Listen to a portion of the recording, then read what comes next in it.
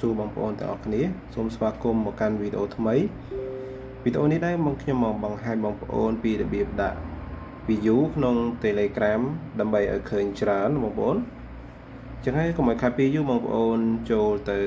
ក្នុង account របស់បងប្អូនដើម្បីចូលទៅដាក់បញ្ជាក់មកទៀតបងប្អូនដែលថ្មី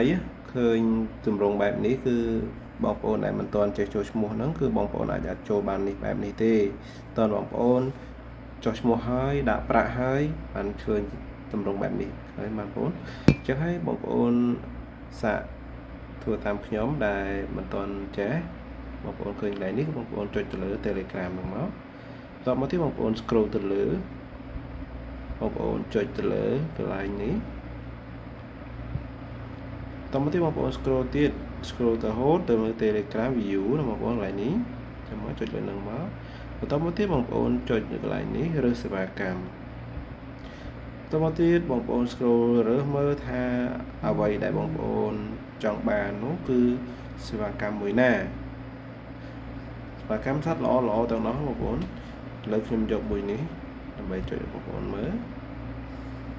បន្តមកទៀតបងប្អូនដឹងទេថាត្រូវការអីត្រូវការលេងនេះបងប្អូនដែលធ្លាប់ប្រើបងប្អូនដឹងថាត្រូវការលេងអត់ត្រូវការលេខទូរស័ព្ទអីដែលញ៉ៃទេយើងទៅ copy លេងរបស់យើងមកបន្តមកយើងឆាស់ចូល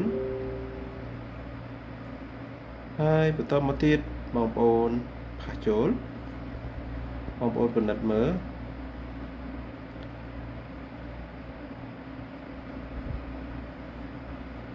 បើពិនិត្យមើលឃើញត្រឹមត្រូវអស់ហើយបងប្អូនដាក់ចំនួនប៉ុន្មានឥឡូវខ្ញុំដាក់1000ដាក់1000បន្តមកទៀតខ្ញុំ submit អូខេនេះគឺវិក័យប័ត្របងប្អូននេះគឺជាវិក័យប័ត្ររបស់យើងពិនិត្យមើលថាយើងជាទិញហើយបន្តមកទៀតបងប្អូនអាចទៅមើលកន្លែងដែលយើង copy link ហ្នឹងនេះបងប្អូនកន្លែងនេះដែលយើងទៅ copy ហ្នឹងហើយបញ្ជាក់មកទៀតគឺពេលដែលយើងដាក់ហើយដំណើរការហ្នឹងគឺចាប់ពី1នាទីឡើងទៅបងប្អូនអាចលឿនជាងហ្នឹងក៏មានដែរបងប្អូនតែវីដេអូហ្នឹងមានតែប៉ុណ្ណឹងបងប្អូនអរគុណជម្រាបលាជួបគ្នានៅវីដេអូក្រោយទៀតបាយបាយ